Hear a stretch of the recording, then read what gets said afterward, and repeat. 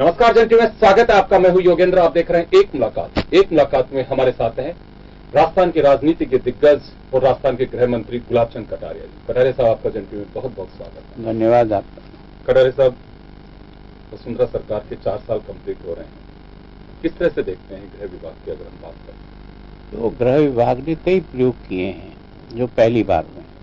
एक तो मूल्यांकन प्रणाली जो हमने प्रारंभ की है, थाने से लेकर एसपी से लेकर डीवाईएसपी से लेकर, और हर महीने उसका रैंकिंग आता है कि कौन सा डीवाईएसपी किस रैंक पर आज की तारीख इस महीने में उसका वर्किंग रहा है। 214 डीवाईएसपी है तो 214 अपना नंबर देख सकते हैं हर महीने की 10 तारीख को कि पिछले महीने का उसका परफॉर्मेंस कर रहा। 861 थाने हैं, हर थानेदार देख सकता है कि 861वीं रैंक में मैं कहाँ स्टैंड कर रहा हूँ। एसपी जो है वो 40 की रैंक में देख सकते हैं कि इस महीने में मेरी परफॉर्मेंस क्या रही है। तो उससे सकारात्मक कंपटीशन प्रारंभ होने के कारण से राजस्थान हिंदुस्तान में पहला स्टेट है जिसका लगातार 15, 16 और 17 में आईपीसी के अपराध, महिला अपराध और शेड्यूल कास्ट शेड्यूल और अच्छी एक तरह से गिरावट आ रही है, जो एक अच्छा सिंबल लगता है जी। इनके ट्रांसफर पोस्टिंग में ये जो रैंकिंग है, ये देखो ट्रांसफर पोस्टिंग में भी हमने ABCD 4 रैंकिंग कर रखी है हर एक की। जो ए और बी में होते हैं उनको ट्रांसफर करने में तो सामान्यतः किसी में कोई ज्यादा दिक्कत नहीं आती, लेकिन कोई सी और डी को मांगता है तो हम सामान्यतः नहीं देते हैं। कोशिश करते हैं 100% तो उसकी पालना हो रही, ऐसा अभिमान मैं नहीं करता हूँ, लेकिन 90% उनकी परफॉर्मेंस A-B के आधार पर ही हम उनको अगली पोस्टिंग देते हैं जी। ये कहा जाता है कि गृह विभाग में यानी कि पुलिस में ही तबादलों में सबसे ज्यादा राजनीतिक डिजायरें और राजनीति चलती है। देखो सामान्यतः इस देश की और विशेष करके हमारे राज्य की तो एक कल्चर है कि ट्रांसफर के बारे में डिजायर का बहुत बड़ा रहता है। लेकिन मैं डिजायर लेता तो जरूर हूँ, इसमें कोई दो राय नहीं, लेकिन मैं उनको A और B श्रेणी में देख करके ही, और कम से कम उसको कितना समय हुआ है, अगर 1 साल से कम हुआ है तो केवल मेरा ही डिपार्टमेंट ऐसा है तो उसके आगे लिखता है कि 1 साल के अंदर क्यों ट्रांसफर कर रहे हैं, तो रीजन लिखना पड़ता है। ट्रांसफर कर सकता है और अपने से एक हायर रैंक को पूछ करके ही कर सकता है, उससे पहले नहीं कर सकता है। तो सामान्यतः हमारे यहाँ शिकवा शिकायतें, किसी के काम में कोई गलती कमियां के कारण से हमारे यहाँ डिपार्टमेंट ट्रांसफर तो होते हैं, इसमें कोई दो राय नहीं। कोशिश करते हैं कि अच्छे लोगों को हम सपोर्ट करें और जिनके काम में कुछ खराबी हो उन लोगों के साथ हम सख्ती से पेश आए जी। मुकदमों की कमी की बात आप कर रहे हैं, लेकिन रिकवरी की जो बात है, एक बड़ी चुनौती अभी तक भी पुलिस के सामने न केवल राजस्थान पूरे मुल्क में ही बनी हुई है कि रिकवरी और उसका डिस्पोजल। तो वो सामान्यतः रिकवरी परसेंटेज हमारी लगभग 54 और 56 के बीच में चलती है, जबकि ऑल इंडिया रिकवरी जो है वो 34% के लगभग है। उससे तो बेटर है, लेकिन अभी भी इसमें गुंजाइश है, इसमें रिकवरी को बढ़ाया जाए। तो कुछ जिले रिकवरी में 70% तक भी जाते हैं, कुछ जिले ऐसे हैं जो रिकवरी में 35% भी रहते हैं। तो इन ऑल मिलाकर के एवरेज हमारा 52 से लेकर के 56% तक का रिकवरी परसेंटेज बनता है। तो अच्छा तो नहीं कहा जाता पर संतोषप्रद है। तो 2015 के आखिरी में 2016 के शुरुआती दौर में एक रिपोर्ट थी जिसमें महिला उत्पीड़न के मामले में राजस्थान को पहले 3 जो स्टेट हैं उनमें माना था।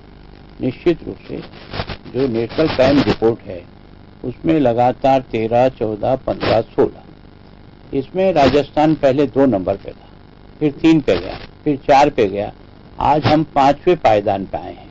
अर्थात राजस्थान को इम्प्रूव किया है और राजस्थान आज की तारीख में एकदम ऐसा तो नहीं कह सकते हैं कि बहुत टॉप पे आ गया, लेकिन जो दूसरी रैंक था आज वो 5वीं रैंक पर आया महिला अपराधी से, तो थोड़ा संतोष का विषय है जी।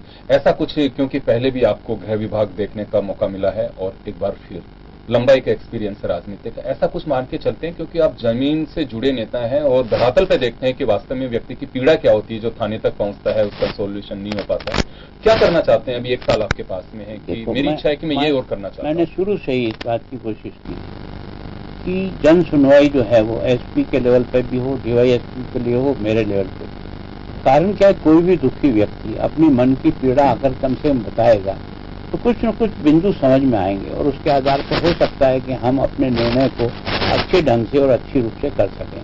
अब कितना उसका हल होता है इसको तो मैं एकदम परफेक्टली नहीं कह सकता हूँ, लेकिन मैं इतना जरूर है कि उनका संतोष का लेवल बढ़ाने का निरंतर प्रयत्न करता हूं, मैं भी और मेरे अधिकारी। मॉनिटरिंग का कोई है कि वास्तव में कोई किसी व्यक्ति के पास मॉनिटरिंग के लिए मैंने हर थाने की मॉनिटरिंग करने के लिए मैं पूरे साल में 2 बार कोशिश करता हूं। पहला राउंड मेरा जो हुआ था वो केवल मेरे अधिकारी और मैं संभाग स्तर पर उनकी मीटिंग करके प्रत्येक थाने का रिव्यू किया।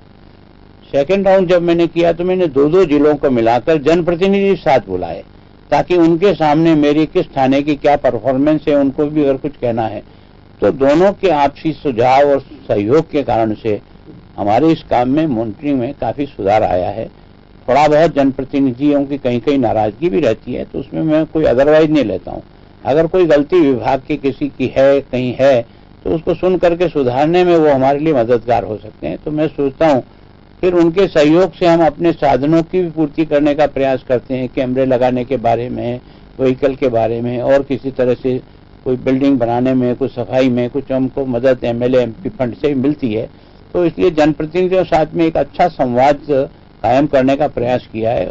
अब केवल एक डिवीजन मेरा बाकी है, वो है बीकानेर डिवीजन, जिसके 4 जिले हैं। 2 दिन मुझे लगेंगे, मैं अगले महीने में ये भी पूरा कर लूंगा। तो मैं राजस्थान के प्रत्येक थाने का क्राइम किधर जा रहा है, कैसा जा रहा है, इसकी रिव्यू करता हूं और उस रिव्यू के आधार पर डीवाईएसपी को ही देता हूं कि वही रिव्यू का जो प्रेजेंटेशन करे और उसी में सवाल जवाब होते हैं। कुछ ऐसे लोग आते हैं आपके पास में कि थाना या डिप्टी एसपी के स्तर पे उनका सुनवाई हो जानी चाहिए, लेकिन आप तक भी कई बार पहुंचते हैं। क्या लोगों की ये एक धारणा है कि वास्तव में वहां तक उनकी सुनवाई नहीं होती है तो मजबूरन आपके पास आना पड़ता है? ये बात सही है। कई केसेज इस प्रकार के आते हैं जो सही होते हुए भी हमारी तफ्तीश में उल्टी दिशा में चले जाते हैं जी। कई बार जो है वो निर्दोष व्यक्ति फंस भी जाता है और कई बार दोषी व्यक्ति छूट जाता है या उसको छुड़ाने के लिए केस को लंबा करते हैं। तो कई बार एक जांच नहीं, 3-3, 4-4 बार जांच बदल जाती है और एक तरह से किसी न किसी तरह से अभियुक्त को थोड़ी राहत मिल जाती है।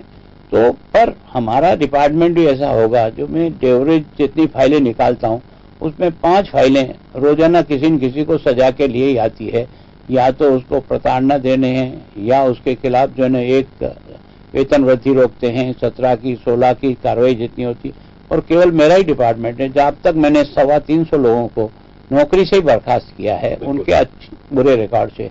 तो थोड़ा बहुत सुधार आता है, पर 100% ये तो नहीं कह सकते हैं कि इसके कारण से बिल्कुल ही आमूलचूल परिवर्तन हो गया। लेकिन निश्चित रूप से इस प्रकार की कार्रवाई से एक तो उसके दिमाग में भी भय रहता है कि मेरी बात को कहीं भी कोई भी आदमी जाकर के कहीं भी कह सकता है और उसके आधार पर मेरी जानकारी की जा सकती है। थानों में और पुलिस पर करप्शन के बहुत चार्जेस लगते हैं, आए दिन ट्रैप भी हो रहे हैं। आपने जैसे कहा भी ये बिल्कुल ठीक है कि पहली बार आपने पिछले कार्यकाल के दौरान 168 कितने लोगों को आपने घर भी भेजा, जिसमें डिप्टी एसपी रैंक तक के आपने कोशिश कांस्टेबल से वहां तक की। ये कैसे रुक सकता है? करप्शन की बात करें। देखो, करप्शन को रोकने के लिए तो जब तक सिस्टम में ही कुछ न कुछ बदलाव लाना पड़ेगा। और कारण यह है कि कोशिश करते हैं, पर विशेष करके 2-3 जगह करप्शन का ज्यादा प्रभाव रहता है। एक तो यह है कि जमीनों की लेन देन के बारे में जो कुछ भी केसेज आते हैं उसमें बहुत ज्यादा चांसेज इधर से उधर रहते हैं। दूसरा क्या है कि कभी कोई महिला का केस आता है, 498 लग जाता है या 304A लग जाता है, B लग जाता है, तो आदमी अब सारे परिवार को फांद देता है और उस समय परिवार इतना दबाव में रहता है कि वो कैसे भी जोड़ तोड़ करके अपने आप को बचाने का प्रयास करता है। तो ये बात निश्चित है, लेकिन मेरी पुलिस को इस बात का भी धन्यवाद है कि उसने पुलिस के लोगों को ही पुलिस ने ही पकड़ा है और उनके खिलाफ भी केस बनाए हैं। इसका मतलब यह है कि कोशिश कर रहे हैं, लेकिन 100% हमको ये सफलता मिल गई हो कि अब आज के बाद नहीं हो रहा है या नहीं होगा, ऐसा तो नहीं कह सकते हैं। प्रयत्न करते हैं और प्रयत्न करके जिनको भी दंड दिया जाता देते हैं। जी, कुछ जगह सीएलजी मेंबर्स दलाली करते हुए पकड़े गए हैं और बड़ी एक विडंबना यह है कि पिछले सरकार के वक्त भी देखो और अभी भी सीएलजी मेंबर्स को भी राजनीतिक आधार पर थानों में जगह मिलने लगी है। नहीं, हमने पिछली बार इसमें बहुत आमूलचूल परिवर्तन किया है और सारे के सारे सीएलजी मेंबर को हम 2 साल में 1/3 को रिटायर करते रहते हैं। 3 साल में सारा का सारा बैच बदल जाता है जी। पहले कई लोग 15-15 वर्ष तक तो सीएलजी मेंबर रह जाते थे और अपनी गाड़ी के आगे भी सीएलजी मेंबर लगा देते थे। अब उनको जिसने किसी ने लगा दिया उसको बाहर करिए, और जो एक राउंड रह जाता है वो सेकंड राउंड पर रिपीट नहीं हो। तो इसमें सुधार करने का प्रयत्न किया। लेकिन आज भी ये कह दूं कि 100% इसकी पालना हो गई हो इतना तो नहीं है, पर इसकी पालना के पीछे मैं लगातार लगा हुआ हूं कि कोई भी एक बार से जब सीएलजी मेंबर रह गया तो दोबारा उसको सीएलजी मेंबर नहीं बनाए, नए चेंज करें, नए लोगों को लाने का प्रयत्न। और विशेष करके जो रिटायर्ड पर्सन है, सर्विस से अच्छी सर्विस से रिटायर्ड हो और उस एरिया में रहते हैं, तो कोशिश करिए उनको सीएलजी मेंबर के रूप में जोड़े, ताकि उनका प्रभाव समाज पे भी रहता है और थाने को भी एक तरह से अपने काम में सुविधा मिलती है।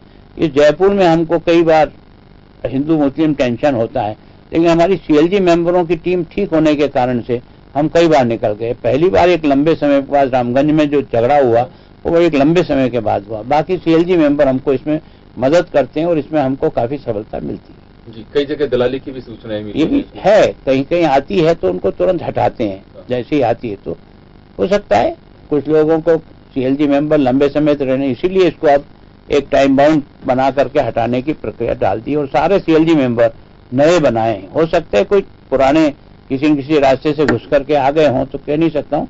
बाकी हमने बिल्कुल मुख्यमंत्री जी का भी बहुत बार आग्रह है कि सीएलजी मेंबर को जो है बदलो, हमने सीएलजी मेंबर बदले। कटारिया साहब के साथ एक मुलाकात जारी रहेगी। छोटे से ब्रेक के लिए रुकेंगे, ब्रेक के बाद हम जानेंगे कि 4 साल में पुलिस को क्या मिला। एक छोटे से ब्रेक के बाद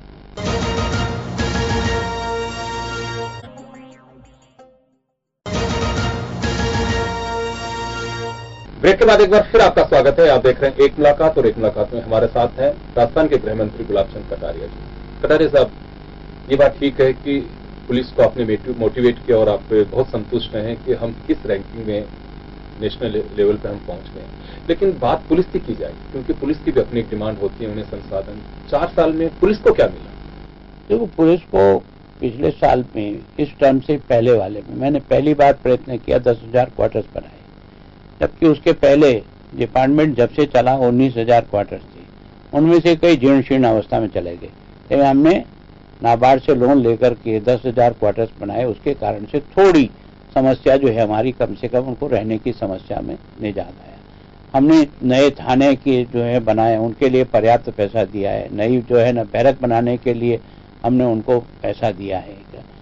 एक 12,000 की जो भर्ती पिछली बार की थी हम लोगों ने, उसका ट्रेनिंग प्रॉपर नहीं हो पा रहा था, तो पहली बार हमने राजस्थान में प्रदेश के बाहर भी जहां जहां ट्रेनिंग हो सकती थी, उन एजेंसियों को भी साथ में जोड़ करके वहां हमारे बच्चों को ट्रेनिंग कराया और सारे के सारे लोग आज की तारीख में हमारे काम में जुटे हैं। एक तरह से भर्ती का जो हमारा सिस्टम है उसको भी इतना अपडेट किया है कि आज की तारीख में इतनी बड़ी भर्ती होने के बाद भी शिकायत दर्ज नहीं होती है। कारण इतना परफेक्ट सिस्टम बनाया है कि कोई एसपी भी अपने लड़के के बारे में नहीं कह सकता है कि सेलेक्ट होगा, क्योंकि परीक्षा के नंबर एक अलग जगह रहते हैं और फिजिकल के नंबर अलग जगह रहते हैं।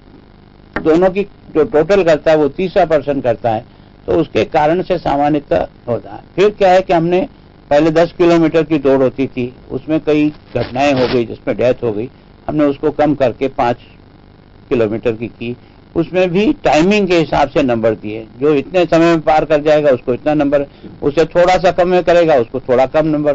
तो एक तरह से सिस्टम को अच्छा इम्प्रूव किया है, जिसके कारण से सिलेक्शन हमारा अच्छा हो सके, ट्रेनिंग हमारी अच्छी हो सके, उसके लिए किया। पहली बार हमने प्रयोग किया कि हमारे थाने का थाना इंचार्ज ठीक तरह से व्यवहार नहीं करता है। उसके व्यवहार को बदलने के लिए इंचार्ज को भी बुला करके यहाँ पीएचक्यू में और यहाँ जो पुलिस लाइन में जो है जहाँ हमारी आरपीए है, इस आरपीए में उनकी ट्रेनिंग कराई है, उनको तैयार किया है और उनके आधार पर नीचे जिले के सारे लोगों को व्यवहार सुधार का भी एक प्रयत्न किया है। मैं सोचता हूँ थोड़ा बहुत सुधार हुआ होगा, कोई परफेक्टली तो नहीं कह सकते हो गया होगा, लेकिन एक प्रयत्न जरूर किया है।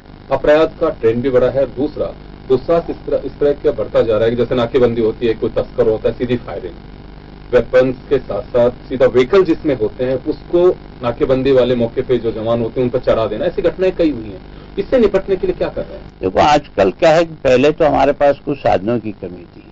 पहले इस प्रकार के जैकेट ही नहीं थे कि जिसके कारण से वो सामना कर सके बुलेट। लेकिन अब हमने लगभग हर थाने पर 2-3 जैकेट दिए हैं, ताकि जहां कहीं भी इस प्रकार की स्थिति में जाना पड़े तो तैयार होके जाए। तो आनंदपाल की इस घटना के बाद हमने हमारी पुलिस के हथियारों को भी बदला है, पुलिस के साधनों को भी बदला है। लेकिन इतना नहीं है कि आज की तारीख में सब मेरे पास अच्छे व्हीकल हैं, लेकिन हथियार जो है कम से कम जो पुराने थे 303 के उसकी जगह पर SLR दी है, हथियार उनको दिए हैं ताकि वो ठीक प्रकार से करें। और मैं सोचता हूं कि नाकेबंदी में ही हमने राजस्थान में सबसे बड़ी उपलब्धि जो की है, जो कुख्यात अपराधी कई लंबे समय से इधर उधर फरारी काट रहे थे, उनको भी हमने पकड़ा। और संगीन केस जितने भी राजस्थान में खुले हैं, मैं अभिमान तो नहीं करता हूं, पर मैं कह सकता हूं कि राजस्थान की पुलिस ने इन 4 सालों में जो संगीन केस खोले हैं, उसमें हम निश्चित रूप से देश में नंबर 1 और 2 पर है। आनंदपाल के एनकाउंटर के बाद में गैंगवार या गैंग्स पे कुछ लगाम लगा है? निश्चित रूप से आज की तारीख में आप लगो कि जिस प्रकार से पहले गैंगवार होती थी, उसी आज पिछले 2 सालों में किसी प्रकार कोई गैंगवार आपको जो बहुत ही ज्यादा बड़ी दिखाई देने वाली लोगों को ऐसी कोई गैंगवार नहीं है। जेलों की स्थिति की बात करें हम, तो जेलों की स्थिति के बारे में बाकी तो हमने फिजिकली तो बहुत सुधार किया है, बैरक्स बनाना, साधन बहुत तो सारा किया है, लेकिन अभी भी हमारे पास मेन पावर बहुत कम है एंड हमारी वैकेंसी बहुत अधिक है। 45% वैकेंसी है। उस 45% कई RSC से दे करके, होमगार्ड से दे करके उसकी हम पूर्ति कर रहे हैं। लेकिन अभी हमने अपनी परीक्षा ऑनलाइन कर ली है, जिसमें 1000 लोग भर्ती होंगे। इसके कारण से हमको एक अच्छा बैच जो है वो मिलेगा।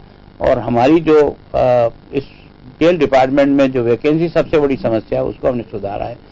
और हमारा जो पैरी था, उसका कभी वेतन एक सा था, लेकिन 5वें वेतन आयोग के बाद इसमें एक डिफरेंस हो गया। उसके कारण से भारी असंतोष उसके अंदर है, या कभी आता भी है तो थोड़े दिन बाद छोड़ के चला जाता है। उसके लिए हमने प्रयत्न किया है, मुख्यमंत्री से बात हुई है, वो भी अपनी सहमति पर आए हैं। हम कोशिश कर रहे हैं कि इस बार वेतन के फिक्सेशन में इस अंतर को हम किसी प्रकार से कम कर दें। तो मैनिफेस्टो जो बीजेपी का था, उसमें गौ संरक्षण पे काफी ध्यान देने की बात थी। सीमावर्ती क्षेत्रों में अभी भी गौ तस्करी जारी है, विशेष करके भरतपुर और अलवर में तो हमने 14 चौकियां निश्चित रूप से लगाई है। उससे काफी लगाम लगी है, पहले की जितनी तो नहीं है, लेकिन आज भी छुटपुट कहीं न कहीं से किसी न किसी तरह से निकलने का प्रयास करते हैं। कई बार टकराव आते भी हैं, कई बार बिना टकराव के भी निकल जाते होंगे, लेकिन मैं सोचता हूं कि पहले की तुलना में गो तस्करी के आंकड़ों में बहुत बड़ी गिरावट आई है, बहुत बड़ी गिरावट आई है। नई चुनौती आपके विभाग के सामने है, चाहे पहलू खां की मौत का मामला हो, चाहे उमर खान के साथ। कैरेक्टर उनका कैसा था ये डिपेंड नहीं करता, लेकिन जिस तरह से तथाकथित गो तस्करों के नाम पर सीधा वहीं पे केस का डिस्पोजल कर देना, मार देना, ये कुछ चीजें इस तरह की सामने आ रही है। क्या है कि जो गो तस्करी कर रहा है उनके बारे में कानून उनके खिलाफ कार्रवाई करेगा, लेकिन ये किसी को अधिकार नहीं है कि उनके खिलाफ जो है ना आप कोई मैन हेल्डिंग या उनके ऊपर कोई सख्ती कर दें या उनको मारपीट दें या उनको हमने दोनों केसेज में जो भी अभियुक्त थे उनको पकड़ा है, उनको जेल में डाला है। अभी ये जो लेटेस्ट घटना जो अभी हुई है अलवर में, उसमें भी पुलिस ने स्वयं ने एक तरह से व्हीकल को बरामद किया, जो व्हीकल चोरी का निकला। उसके अंदर 6 गायें थी, उसमें से 1 मरी हुई थी, 5 जिंदी थी, उनको गौशाला में पहुंचाया। शाम तक अभियुक्त को एक को पकड़ लिया, दूसरे दिन अभी हमने एक और पकड़ लिया। उसके आधार पर 4-5 लोग और हैं, उनको हम पकड़ रहे हैं। तो उनके खिलाफ जो भी कार्रवाई कानून हमको अधिकार देता है वो करेंगे। इस तरह की जो घटनाएं हैं गौरक्षक के नाम पे, या नरेंद्र मोदी साहब भी कह चुके हैं कि 70% गौ संरक्षण के नाम पे लोग अपनी दुकानें चला रहे हैं, इन्हें रोका जाना चाहिए, गंभीर समस्या है। तो सामान्यतः इस प्रकार की घटनाएं पहले की तुलना में इन 2 वर्षों में बहुत कम हुई है। पहले यहाँ सामान्यतः कोई जिला ऐसा नहीं बचता था जहाँ साल में एकाध गो तस्करी का कोई न कोई प्रकरण दर्ज नहीं हो जाता, या कोई गाड़ी खाली कराना या कोई गाड़ी को उतारना या आपस में टकराव होना, लोग बिड़ जाते थे, केस दर्ज होते थे। उसके अंदर जो है ना बहुत अधिक गिरावट आई है। 4 साल की बात अगर करें हम, कुछ इस तरह के अपराध सामने आए हैं जो सीमावर्ती राज्य हैं, उनकी गैंग्स यहाँ पे, क्योंकि भिवाड़ी को लेकर के कहा जाता है कि छोटी छोटी गैंग्स ज्यादा पनप तो गई है। और दोहरा सुपारी किलर्स जो हैं, ये नहीं कि अभी आए हों, पहले से भी आए। कुछ इस तरह की घटना है, इन्हें रोकने के लिए इंटर स्टेट कुछ कम्युनिकेशन नहीं। ऐसे तो ये बात सही है कि इस प्रकार की घटनाएं जो बाहर से शूटर को बुला करके आदमी को मारा है, इस प्रकार की घटनाएं हुई है, इसमें कोई दो राय नहीं। और इसका उपयोग लोग करके अपने स्वयं की और प्रॉपर रुतबे को कायम करने का प्रयास भी करते हैं। जोधपुर में भी इस प्रकार की घटना हुई, अलवर में भी इस प्रकार की घटना हुई, और भी छुटपुट जयपुर में भी हुई, बाकी जगह भी इस प्रकार की घटनाएं हुई। तो उनको पकड़ने में तो हम सफल हो गए, इसमें कोई दो राय नहीं। लेकिन आज भी इस प्रकार की वृत्ति जो है कहीं न कहीं इसको है, इसको मैं नकार नहीं रहा हूँ। कोशिश करते हैं कि ऐसी गैंग को हम तोड़ दें। जी, अब सरकार का 1 साल शेष रहेगा तो हम चुनावी मोड पे चले जाते हैं, अक्सर भी यही होता है, उसकी तैयारी करना। गृह विभाग के अपने काम, अपने जो रेस्पॉन्सिबिलिटी है, उसके आधार पे आप कितने मान करके चलते हैं कि हमने इस दिशा में बहुत बेहतर काम किए हैं और जनता के बीच हम जाएंगे? निश्चित रूप से मेरी पुलिस का मनोबल कैसे बढ़े, उसके लिए मैंने हर कदम पर पुलिस के मनोबल बढ़ाने के लिए जो भी पुलिस कर सकता है उसकी सुविधा के लिए वो सारा किया है। अभी हमने प्रमोशन के कारण से जो कांस्टेबल से लिए हैं उसको हेड कांस्टेबल उनको बनाने के लिए 50% किया। हमारा 100% जो है ना एक तरह से परीक्षा से ही प्रमोट होता है, जबकि जो आरपीएस से लेकर के आईपीएस तक के वो समयबद्ध प्रमोशन होता है। तो इस गरीब आदमी को क्यों रोका जाए, तो हमने इसको सुधार करने का प्रयत्न किया है और उसको ठीक किया है। और फिर अभय कमांड जो है सेंटर हमने स्थापित करने का प्रयास किया है 7 संभाग पर। 2 अभी खोल चुके हैं, तीसरा उदयपुर में अभी चालू होने वाला दिसंबर में, फिर अजमेर भी तैयारी की स्थिति में, बीकानेर भी। तो 7 संभाग पर हम अभय कमांड सेंटर से बैठे बैठे ही उसका सारे शहर का मॉनिटरिंग करके अपराध को रोकेंगे। अभय कमांड से सर मैं एक बात रोकना चाहूंगा कि पुलिस चालान करने में तो काफी सक्सेसफुल है कि आपने ट्रैफिक रूल्स को तोड़ा है तो आपका चालान होगा, लेकिन वास्तव में जो क्राइम रोकने के लिहाज से इसको बनाया था वो मकसद पूरा ऐसा नहीं है। आप पुराने आंकड़े लेकर के जयपुर के आंकड़ों को आप एनालिसिस करो तो आपको समझ में आ जाएगा। जयपुर जैसे शहर में इन पिछले अभय कमांड और उसके बाद में हमारे जो अपराधों में 12% की कमी आई है, जबकि स्टेट का अपराध हमारा 6.3 है, कम हुआ है। लेकिन जयपुर शहर का इन पिछले 2 सालों में अपराध का ग्राफ घटा है। लॉ एंड ऑर्डर की स्थिति जयपुर में अच्छी हुई है, पहले से बहुत बेटर है। तो मतलब इससे हमको मदद तो मिलती है। ठीक है, चालान बनने का जो सिस्टम है अपने आप ही उस पर आ जाता है रडार पर, और उसके कारण से भी चालान बनते हैं। और थोड़ा बहुत कम से कम जो मॉनिटरिंग करता है, तो जो फील्ड में लगे हुए लोग हैं वो भी थोड़ा चौकन्ने रहते हैं, ठीक प्रकार से अपने काम को करते हैं। नहीं तो पहले कुछ देखने वाला नहीं था, तो उसमें काम में सुधार नहीं। मेरे 2 छोटे-छोटे सवाल है साहब। एक सवाल तो ये है, आप वरिष्ठ नेता है, पार्टी के प्रदेश अध्यक्ष भी रहने का अवसर मिला, आपको लीडर ऑफ अपोजिशन भी आप रहे हैं। जनता आपको इस 4 साल के कार्यकाल के लिहाज से वोट क्यों दे, क्या किया आपने ऐसा? देखो, हमने जो पुलिस के मनोबल को बढ़ाने के लिए जो भी पुलिस को हम दे सकते थे उससे दिए। क्यों, जिससे काम मुझे लेना है उसकी चिंता मुझे करनी है, वो हमने किया है। आम जनता क्यों वोट देगी? नहीं, आम जनता इसलिए देगी कि हमने जितने भी अपराधी थे, जितनी भी गैंगवार इस राजस्थान में होती थी, उन सबको हमने तोड़ दिया। जितने भी हमारे जो है जो हाईवे पे जो चोरियां होती थी उसको हमने रोकने का प्रयास किया। गश्त को हमने बढ़ाया, उसके कारण से भी हमारी हुई है। और सबसे ज्यादा यह है कि हमारे राजस्थान NSCCTN के तहत सारे के सारे जो FIR है वो सारी ऑनलाइन होने की, कोई भी आदमी किसी भी देख सकता है उसका केस आज की तारीख में कहाँ है, उसकी मॉनिटरिंग वो स्वयं कर सकता है कि मेरा केस इस समय कहाँ किस तरह से चल रहा है। 1 साल के अंदर क्या करना चाहेंगे खासकर पुलिस के लिए, आप जो चाहते हो कि आकाश में ये काम भी कर? देखो, पुलिस के लिए सबसे आवश्यक है इसकी ट्रेनिंग प्रोग्राम जितना मजबूत हो। हर व्यक्ति को वर्ष में एक बार ट्रेनिंग में आकर के उसको अपना कोर्स रिफ्रेश करने के लिए मौका मिलना चाहिए। उसके लिए जो साधन चाहिए वो हमें मिला। इन आधुनिकीकरण में केंद्र सरकार से भी हमको जो पैसा मिला उसके कारण से भी है। पुलिस फोर्स को बढ़ाने के लिए 5,500 पुलिसकर्मियों की भर्ती ऑनलाइन कर रहे हैं पहली बार। पहले भी हमारे यहाँ शिकायत नहीं आती भर्ती के बारे में, अब की बार हम और ऑनलाइन करके पुलिस फोर्स को भी जो है वो बढ़ा रहे हैं। आखिरी सवाल है मेरा, पद्मिनी जैसी फिल्में, कोई कहता है कि देखिए इतिहासकार कभी पद्मिनी के कैरेक्टर को, माफ करिएगा, पद्मावती के कैरेक्टर को कहीं नहीं दिखाया। कुछ लोग कहते हैं भावनाओं से जुड़ा मामला, राजपूत समाज के साथ और भी लोग ज्वेलित हैं।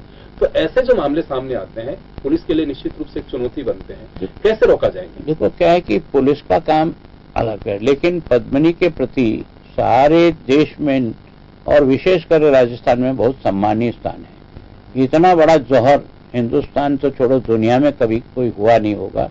तो वो एक बहुत ही पवित्र और बड़ा ऐतिहासिक संस्थान है। उसके प्रति किसी प्रकार का अगर कोई उसको डैमेज करने का कोई काम करेगा या कुछ करेगा तो वो ज्वलित होना स्वाभाविक है।